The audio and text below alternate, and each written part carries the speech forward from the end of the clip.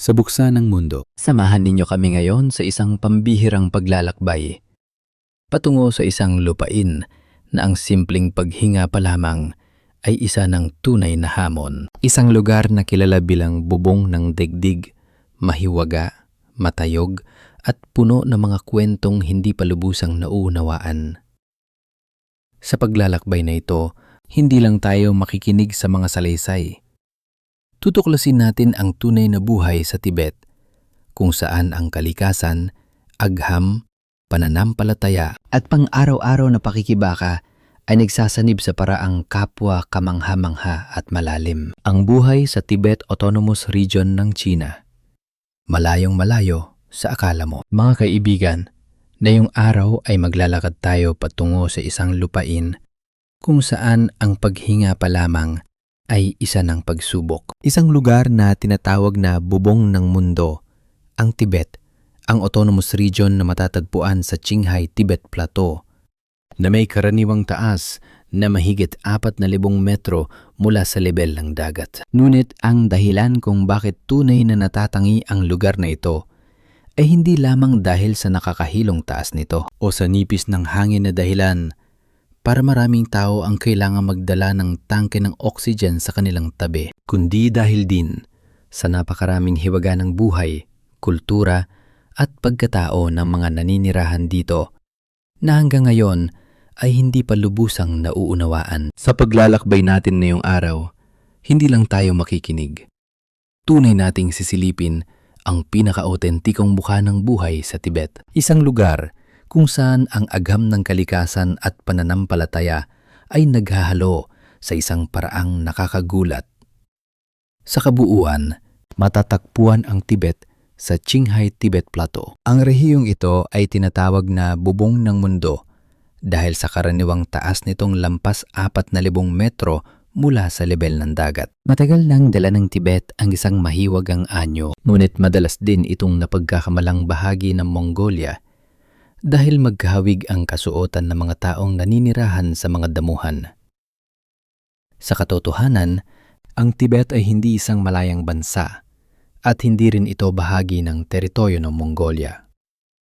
Nahahati ito sa maraming lugar, kabilang ang autonomous region at iba pang bahaging sakop ng iba't ibang lalawigan ng China. Kung lawak ng lupa at humigit kumulang 3 beses ang laki nito kumpara sa Vietnam.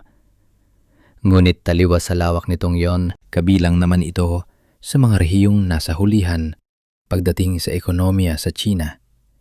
At sa sobrang nipis ng populasyon dito, posible kang maglakad ng pagod na pagod at wala ka pa rin makasalubong kahit isang tao. Madalas tawagin ang Tibet na bubong ng mundo. Ngunit tila hindi pa rin sapat ang pangalang iyon upang ilarawan ng totoong pakiramdam kapag nakatuntong ka na ron. Dito, ang langit ay tila napakababa. Parang kaya mo nang abutin ang mga ulap sa simpleng pagtaas ng kamay. Sa araw, matindi ang sikat ng araw, nakakasilaw at halos nakakatusok sa balat. Ngunit pagdating ng gabi, biglang bumabagsak ang temperatura at ang lamig ay tila humihiwa sa balat at laman, habang ang hangin ay walang tigil na humahampas na para bang hindi ito napapagod kailanman. Dahil sa matinding pagbabagong ito ng klima, maraming tao ang hindi agad nakakaangkop kapag bumibisita rito. Sa gabi, mahirap makatulog ng mahimbing. Karaniwan ang pananakit ng ulo, pagkahilo, at minsan pati pagsusuka, mga senyales na hindi pa sanay ang katawan sa taas ng lugar. Hindi rin basta-basta ang pagpunta sa Tibet. Sa mga lugar na lagpas 5,700 metro ang taas, malaki ang ibinababa ng dami ng oxygen sa hangin. Kaya kahit malalakas ang pangangatawan ng mga tao, ay madaling makaramdam ng pagod. Sa buong paglalakbay sa talampas, hindi kakaunti ang mga turistang kailangang huminto sa gitna ng daan upang huminga gamit ang oxygen. Kaya naman ang mga driver at tour guide rito ay laging may nakahandang oxygen tank para sa agarang tulong. Sa mga hotel sa lugar, halos naging karaniwang gamit na rin ang mga tangke ng oxygen. Sa gilid ng mga kalsada, madali kang makakakita ng mga tindahang nagbebenta ng maliliit na oxygen canister sa murang halaga.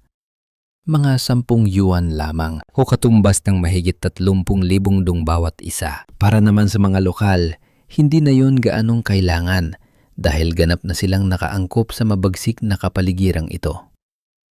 Ayon sa mga pag-aaral, may taglay ang mga Tibetan ng isang natatanging gene na karaniwang tinatawag na EPAS1 o minsan ay super athlete gene na tumutulong sa katawan na gumawa ng proteinang kaya mag-regulate ng oxygen upang mas maging angkop sila sa manipis na hangin. May mga pagkakataon pa nga na ang dami ng oxygen sa hangin dito ay nasa humigit kumulang 30% na lamang kumpara sa level ng dagat. Hindi lang katawan ng tao ang malinaw na tumutugon sa taas ng lugar. Pati pagkain ay may reaksyon din kapag umakyat ka sa lampas 3,000 metro. Kung may dala kang mga candy o pagkain na kapak, ihanda mo ang sarili mo dahil makikita mong mamamaga ang mga ito. Sa ilang pagkakataon, may mga pakete pang bigla na lang sumasabog na parang maliliit na paputok. Ipinaliliwanag ito ng agham sa pamamagitan ng pagbaba ng atmospheric pressure habang tumataas ang lugar.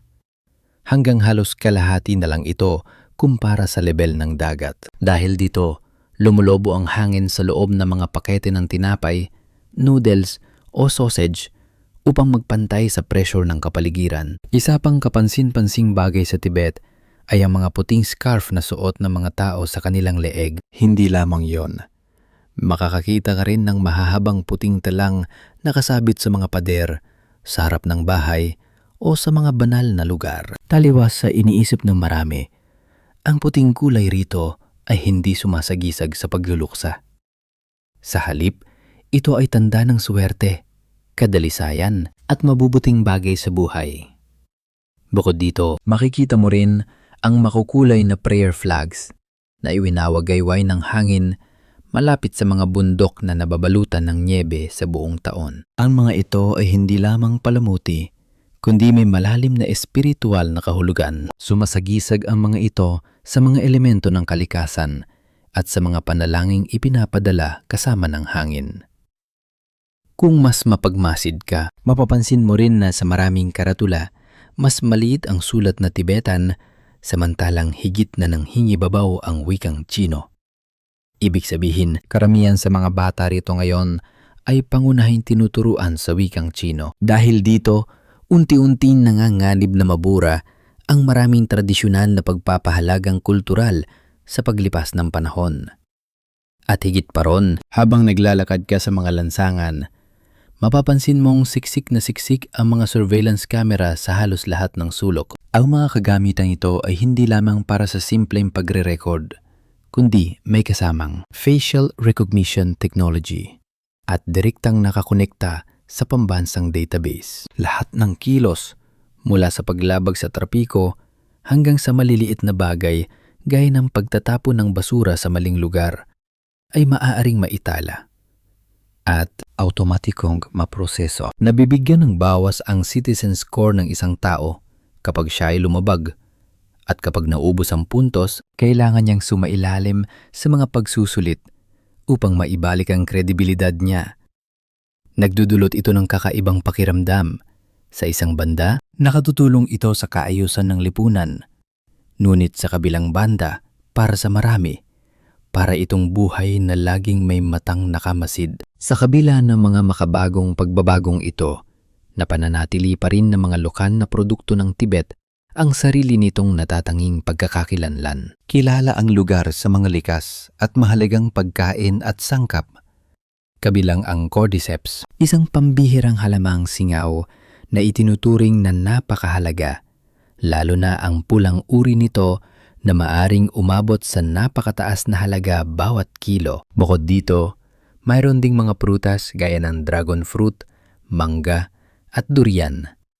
Ngunit karamihan sa mga ito ay inaangkat lamang. Hindi rin kakaunti ang mga produktong mula sa Vietnam na mabibili rito, bagaman mataas ang presyo dahil sa gastos sa transportasyon. Pagdating naman sa tahanan, kung iniisip mo na kapag nasa mataas na lugar ay tiyak na salat ang kondisyon ng pamumuhay, maaring mabigla ka sa Tibet. Ang mga bahay rito ay madalas may napakaraming bintana upang masulit ang sikat ng araw, isang mahalagang pinagmumulan ng enerhiya sa gitna ng malamig na klima. Para sa mga tao rito, ang liwanag ay hindi lamang nagbibigay init, kundi sumasagisag din sa suwerte at kasaganaan. Sa malalayong kanayunan sa paligid ng Lhasa, mas lalo pang nagiging payapa ang tanawin kung saan ang mga bahay ay napapalibutan ng mga pader na bato. Mayroon ding mga money stone, mga natatanging bato na inuukitan ng mga banal na mantra.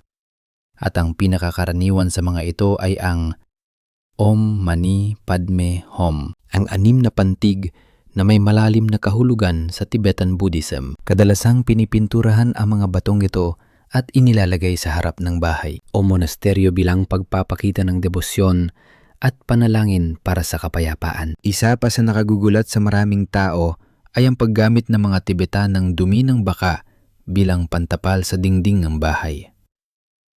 Kakaiba pakinggan, hindi ba?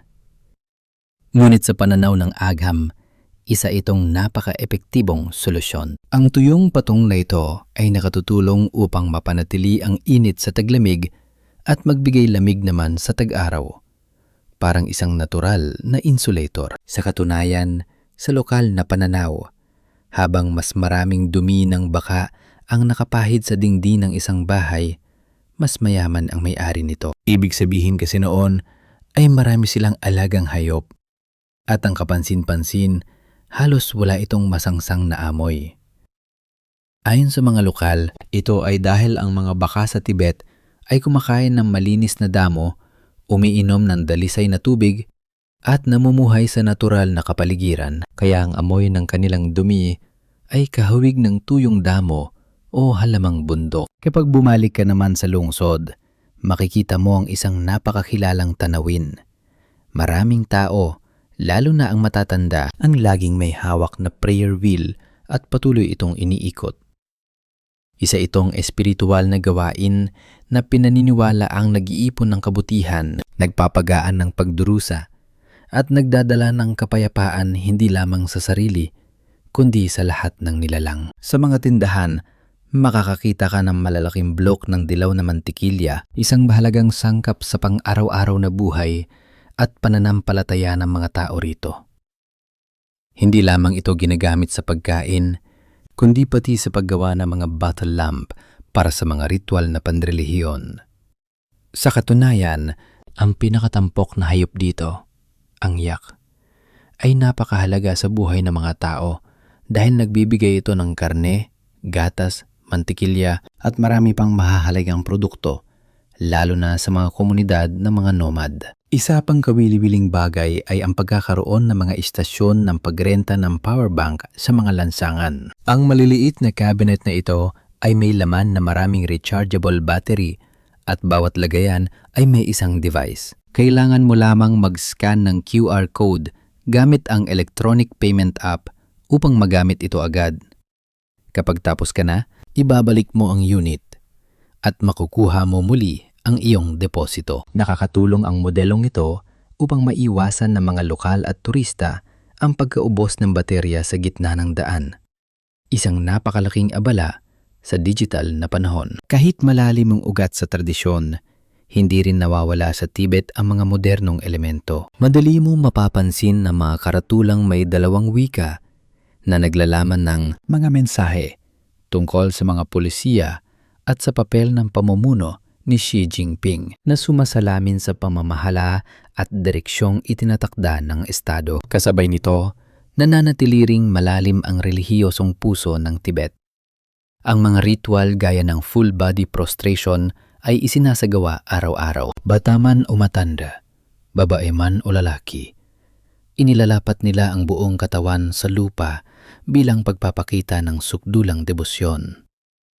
Sa mga monasteryo, karaniwan ding 3 beses munang pinapatunog ng mga bisita ang kampana bago pumasok at saka aakyat sa matatandang hagdang kahoy. Sa iba namang lugar, maari kang makakita ng mga taong sumasayaw at umawit na lumilika ng masiglang himig na tila isang pagdiriwang. Sa kabuuan, lahat ng ito ay naghahalo upang mabuo ang isang Tibet na sabay na sinauna, espiritual, moderno at makulay. Isang lupain na tunay na nakagigising ng pag-usisa ng sinuman. Sa gitna mismo ng Lhasa, kabisera ng Tibet, matatagpuan ang isang napakalaking open-air stage na tinatawag na Princess Wencheng. Dito muling isinasadula ang isang makasaysayang kwento tungkol kay Prinsesa Wencheng na ipinakasal ng hari ng dinastiyang Tang kay Songtsen Gampo, ang tanyag na hari ng Tibet, upang patatagin at panatilihin ang mapayapang ugnayan ng dalawang lupain. Sa laki pa lamang ng entablado, halatang-halata na kung gaano kalaki ang puhunan dito. Mula sa ilaw at tunog hanggang sa detalyadong set, para itong isang buhay na makasaysayang pelikula. Sa malayo, makikita mo rin ang isang lawa na halos nagyeyelo sa buong taon. Ang kakaiba, mahalaga ang lawang ito bilang pinagkukunan ng asin para sa mga tao rito. Dahil nasa mataas na kabundukan ng Tibet, wala itong asin dagat gaya ng mga bansang nasa baybayin. Kaya ang mga likas na asin mula sa mga lawang tulad nito ay napakahalaga.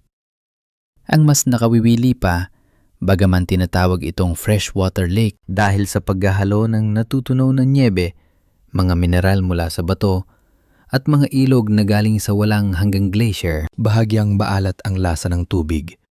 Isang pambihirang pinominon mula sa pananaw ng agham. At kung may balak kang umarkila ng sasakyan dito, siguraduhin mong malinaw na malinaw ang presyo bago ka sumakay. Hindi kakaunti ang mga turistang napapahamak sa mga nakakalitong sitwasyon. Halimbawa, may isang lalaking sumakay sa isang pedicab na ang unang presyong ibinigay ay 20 yuan o humigit kumulang 76,000 Vietnamese dong. Ngunit paglaon, sinubukan ng driver na taasan ng singil sa kung ano-anong dahilan, tulad ng pagsasabing iba raw ang presyo para sa turista. Lalong gumulo ang sitwasyon nang ang maikling biyahe papunta sa hotel ay biglang pinahaba ng walang kabuluhan kahit malinaw na naibigay na ang address. Uminit ang pagtatalo ng paulit-ulit na pilit itinaas ng driver ang presyo. Mabuti na lamang at may isang lokal na mag-inang namagitan upang ipagtanggol ang turista. Kaya sa huli ay nanatili sa orihinal na halagang bayad at hindi na nadagdagan pa. Isa itong paalala na saan ka man maglakbay, mahalagang maging maingat sa paggamit ng mga serbisyo. Susunod naman nating sisilipin ang isa sa mga kaugaliyang pinakamaraming kontrobersiya at kuryosidad sa Tibet, ang sky burial o bird burial. Sa kasalukuyan, halos hindi na pinapayagang masaksiyan ng personal na mga turista ang ritual na ito gaya ng dati. Karaniwang ang mga lokal na lamang ang hinihikayat na dumalo upang mas maunawaan nila ang kawalang panatag at panandaliang kalikasan ng buhay. Ayon sa alamat ng Budismo, bago marating ng Buddha ang kaliwanagan, dumanas muna siya ng daan-daang buhay sa siklo ng muling pagsilang. Sa isa sa mga iyon, nakita niyang isang inahing tigre at 4 nitong anak na nanganganib mamatay sa gutom. Dahil bagong panganak ang inahing tigre, napakahina nito at hindi makapangaso. Dahil sa sukdulang habag, inialay niya ang sarili niyang katawan bilang pagkain upang mailigtas ang mga ito. Mula rito, nabuo ang kaugalian ng sky burial sa Tibet bilang paalala sa lahat tungkol sa pagiging panandalian ng buhay. Napakahigpit at napakaritual ng prosesong ito. Una, magdarasal ang mga lama para sa yumao. Ang bangkay ay inilalagay sa posisyong nakaupo sa loob ng 24 na oras. Saka ito lilinisin at babalutin ng puting tela. Sa panahong ito, kailangan manatiling kalmado ang pamilya at minsan ay hindi sila pinahihintulutang umiyak upang makaalis ang kaluluwa ng payapa. Pagkatapos nito, ihahanda ang katawan upang madali itong madala sa lugar ng seremonya. Isang kaanak o kaibigan ang magdadala sa bangkay patungo sa lugar ng sky burial sa oras ng bukang liwayway na itinuturing na pinakabanal na oras. Sa buong prosesong ito, ang pamilya ay nagdarasal at tumutugtog ng mga musikang panglibing. Gayunman, kailangan nilang panatilihin ang isang tiyak na distansya mula sa yumao. Sa mismong lugar ng ritual, patuloy na magdarasal ang mga lama para sa kaluluwa. Ihihiga ng padapa ang bangkay sa ibabaw ng bato.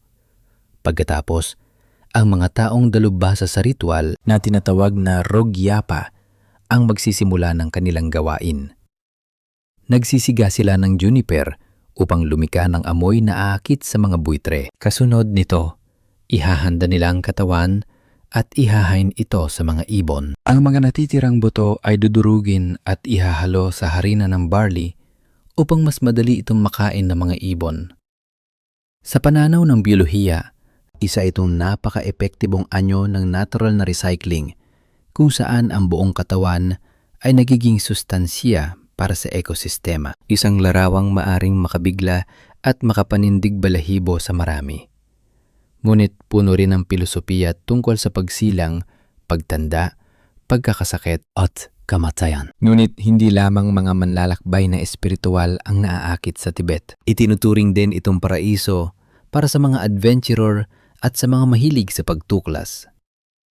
Dito, maaari mong subukin ang sarili sa pag-akyat sa Everest mula sa panig ng Tibet, kung saan mas maringal ang tanawin at hindi gaanong siksikan. Bukod pa rito, ang pag-ikot sa banal na bundok Kailash ay hindi lamang isang pisikal na paglalakbay, kundi isa ring malalim na espiritual na karanasan. Nariyan din ang mga sinaunang monasteryo na nakatago sa malalayong lambak, mga pook na nag-iingat ng daan-daang taon ng kasaysayan at kultura. Bawat paglalakbay sa Tibet ay hindi lamang simpleng turismo, kundi isang pagsasanib ng kalikasan, aghampang kapaligiran, at lalim ng pananampalataya na mahirap malimutan. At ngayon, dumako naman tayo sa kakaibang pagkain ng Tibet.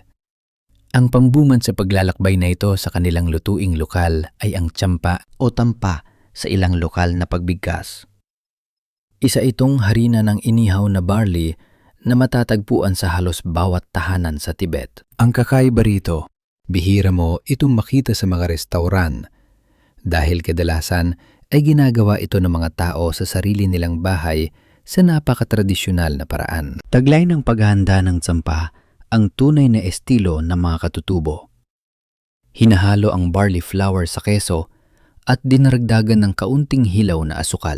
Pagkatapos ay binubuhusan ito ng mainit na tubig at minamasa at pinipiga sa loob ng supot na tela na parang pinipiga ang isang basahan. Dahil kadalasang malamig at matigas ang mantikilya, kailangan itong masahihin ng matagal upang tuluyang maghalo ang lahat ng sangkap. Ang huling resulta ay malalapot at malagkit na bukol ng masa, mataba, mabigat, at medyo dumikit sa bibig. Pabirong sinasabi ng mga tao sa kabundukan na isa itong pagkaing nakabara sa tiyan. Dahil dalawa pa lamang ang makain mo, ay pakiramdam mo'y punong-puno ka na para bang lumunok ka ng bato o ladrilyo. Dahil dito, karaniwan itong sinasabayan ng butter tea upang mas madaling lunukin. Ang Tibetan butter tea ay hindi katulad ng alinmang tsaa na natikman mo na. Bago ito inumin, karaniwan mo nang pinipitik ito ng marahan ng 3 beses bilang isang anyo ng pag-aalay.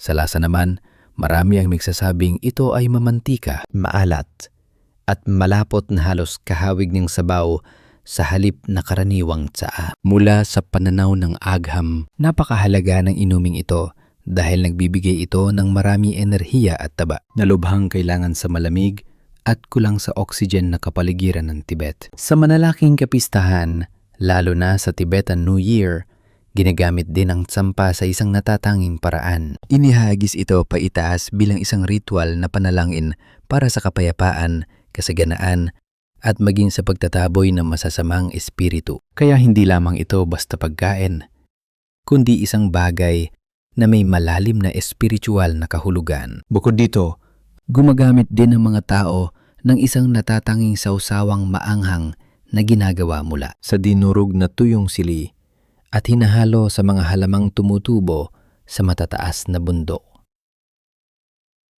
Ang mga halamang ito ay karaniwang tumutubo sa taas na lampas 3,500 metro at may banayad na amoy na parang pine resin, kaya talagang natatangi ang lasa nito.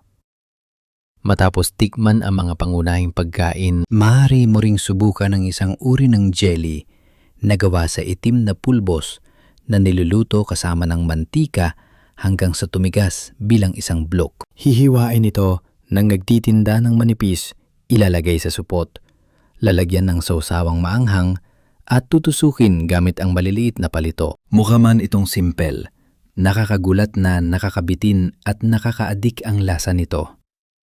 Kasunod naman nito ang notapa, isang sausage na gawa sa bituka ng tupa. Sa itsura pa lamang ay maaari nitong ipaalala sa ilan ang lamang loob, ngunit ibang-iba ang lasa. Marami ang nagsasabing ang texture nito ay medyo kahawig ng tinapay, mabango sa karne at madaling kainin. Mayroon ding pritong baga ng tupa na niluluto kasama ng bell pepper, sibuyas at kaunting sparkling wine. Ang baga ay malambot sa loob, ngunit malutong sa labas. Isang napakakakaibang kombinasyon sa mundo ng pagkain. Ngunit sa lahat, ang pinaka-namumukod tangi ay ang siapale, isang tinapay o pastry na may palamang karne sa Tibet. Karaniwan, ang palaman nito ay giniling na karne at gulay. Pagkatapos ay hinuhubog ito sa kalahating bilog o minsan ay buong bilog. Kaya para itong napakalaking dumpling. Depende sa reyon, maaari itong piniprito ng malutong o kaya'y niluluto sa kawali. Sa pagkain nito, ang malutong na balat at ang malasa at masaganang palaman ay lumilikha ng isang talagang kakaibang karanasan sa panlasa. Matapos nating mabusog sa mga natatanging pagkain, magpatuloy naman tayo sa buhay ng mga nomad ng Tibet. Ang tanawing nasa harap natin ay ang malawak na Tibetan Plateau, isang lupain na pabirong tinatawag ding bubong ng mundo na may karaniwang taas na lampas, 4,500 metro. Ngunit huwag mong isiping madali kang makararating dito na parang karaniwang backpacking trip lamang. Upang makapasok dito, kailangan mo ng permit. Dapat kang sumama sa lisensyadong tour at ang kabuuang gastos ay maaring umabot sa $2,000. Ang buhay ng mga nomad dito ay umiikot sa kanilang mga alagang hayop. Ang bawat pamilya ay may hindi bababa sa ilang daang hayop. At kung mayaman, maaari pa itong umabot sa libo-libo o maging 10,000. Dahil mabilis maubos ang damo sa kapatagan, kailangan nilang patuloy na lumipat. Isang tunay na tradisyonal na pamumuhay nomadiko.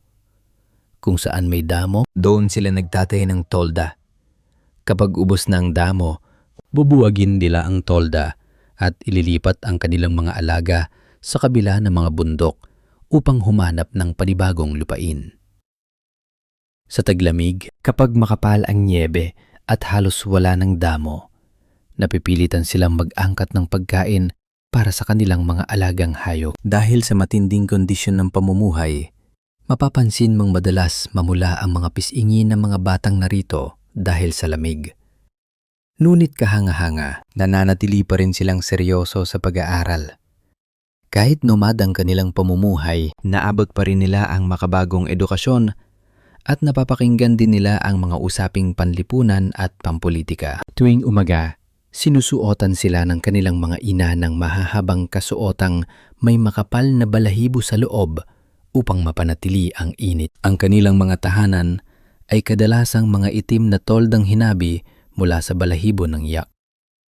Sa unang tingin, maaring magmukha itong payak at manipis, ngunit sa katotohanan, napakainit nito sa loob.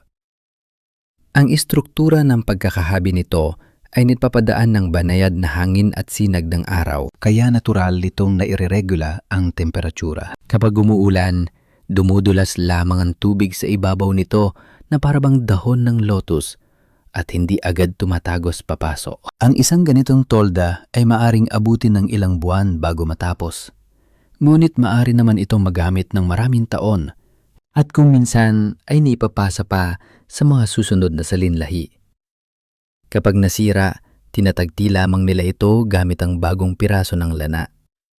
Sa kasalukuyan, Marami ng pamilya ang lumilipat sa mga bahay na yari sa bato o putik, ngunit pinanaanatili pa rin nila ang tolda bilang bahagi ng kanilang tradisyonal na kultura. Sa loob ng bahay, makikita mo ang napakaraming bagay na may kaugnayan sa Budismo, mga larawan, insenso, at mga kasulatang panrelihiyon. Karaniwan din ang mga mangkok na may asin at mga sisidlang pinagsisindihan ng insenso.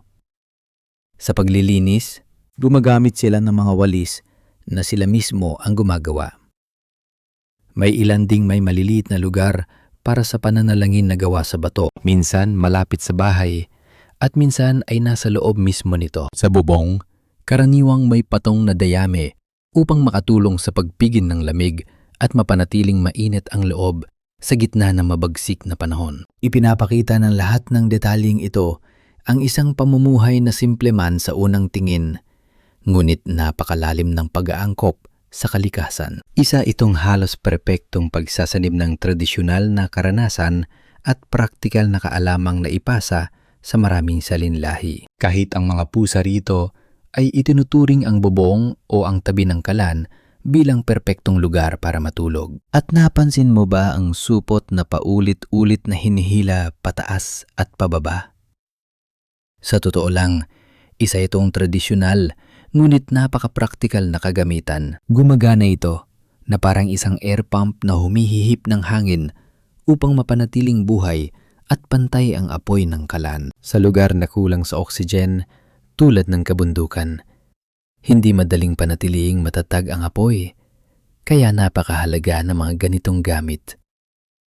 Minsan naman, inilalagay nila ang mantikilya sa isang makapal na sisidlan at saka paulit-ulit na dinudurog o pinapalo upang makagawa ng tanyag na butter tea, ang mamantikang inuming mataas sa enerhiya na nabanggit natin kanina. Maging ang mga gamit sa kusina ay may anyong napakaluma na parabang katulad ng mga gamit ng ating mga ninuno noon. Sa kaunting paggiling lamang, nakagagawa na sila ng puting barley flour para sa tsampa, ang pamilyar na pagkain ng mga Tibetan. Dahil nomad ang kanilang pamumuhay, halos walang konsepto ng running water dito.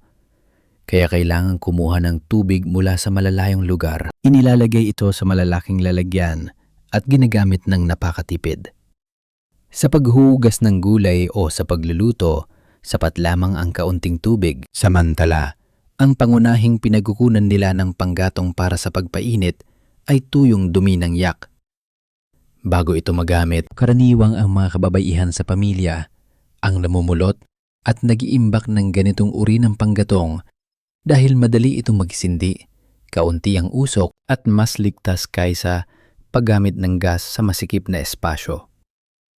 Bukod sa dumi ng yak, ginagamit din nila ang dumi ng tupa bilang panggatong. Isang paraang parehong praktikal at naayon sa mabagsik na likas na kalagayan. Kapag oras na ng pagluluto, gumagamit sila ng mga simpleng kaserolang yari sa aluminyo para ihanda ang tanghalian o hapunan. Dito, hindi ka makakakita ng rice cooker o mga modernong kagamitang elektrikal na pangkaraniwan sa syudad. Lahat ay ginagawa sa mano-manong paraan, ngunit kapansin-pansing epektibo pa rin. Bukod sa kakaiba nilang paraan ng pamumuhay, may ilang kaugaliang panlipunan sa Tibet na talagang ikinagugulat ng marami. Sa ilang lugar noon, may paniniwalang malas ang mag-asawa ng birhen. Dahil dito, ang mga kababaihan ay kailangang dumaan sa mga relasyon bago ikasal at magtago ng mga alaala bilang patunay. Gayunman, mga lumang kaugalian na lamang ang mga ito at hindi nalaganap sa makabagong lipunan. Mas kapansin-pansin pa rito ang polyandry, kung saan ang isang babae ay maaaring magkaroon ng maraming asawa at kadalasan ay magkakapatid na lalaki mula sa isang pamilya. Halimbawa, kapag nagpakasal ang isang babae sa panganay na lalaki, ang mas nakababatang mga kapatid na nasa tamang edad ay maaari ring maging asawa niya. Ang panganay ang karaniwang gumaganap na pangunahing haligi o ama sa pamilya, samantalang ang mga nakakabatang kapatid ay itinuturing na parang mga tiyuhin sa loob ng sambahayan. Maaring nakalilito ito sa unang tingin, Ngunit nagmula ang kaugaliang ito sa layuning mapanatili ang lupa at ari-arian ng hindi nahahati-hati at upang mapanatili rin ang pagkakaisa ng pamilya. Siyempre, sa paglipas ng panahon, ang ganitong mga sinaunang kaugalian ay unti-unti nang nawala, lalo na sa kabataan dahil sa masasamang epekto nito sa kalusugan at sa lipunan. Sa ngayon, unti-unti nang nagbabago ang Tibet. Mas nakikihalubilo sa makabagong mundo, ngunit pinangangalagaan pa rin ang sarili nitong natatanging kultura. Mga kaibigan, matapos nating libutin ang Tibet, mula sa buhay at kultura nito hanggang sa mga natatanging nitong kaugalian, ano ang pinakatumatak sa inyo? Ibahagi ninyo ang inyong saloobin sa ibaba ng video para mabasa ng buksan ang mundo at ng lahat. Kung nakatulong sa inyo ang kwentong ito, huwag kalimutang i-like at i-subscribe ang Buksan ang Mundo at i-on ang notification bell upang hindi ninyo ma-miss ang mga susunod pang pinakabago at pinakakawili-wiling video. Maraming salamat sa palagi ninyong pagsubaybay. Paalam muna at magkita-kita tayong muli sa mga susunod na video. Bye-bye. Sa Buksan ang Mundo, ang bawat paglalakbay ay hindi lang tungkol sa pagtingin sa bagong lugar, kundi tungkol din sa mas malalim na pag-unawa sa buhay, sa tao, at sa mga kulturang ibang-iba sa nakasanayan natin. Hanggang sa muli nating pagbubukas ng panibagong mundo.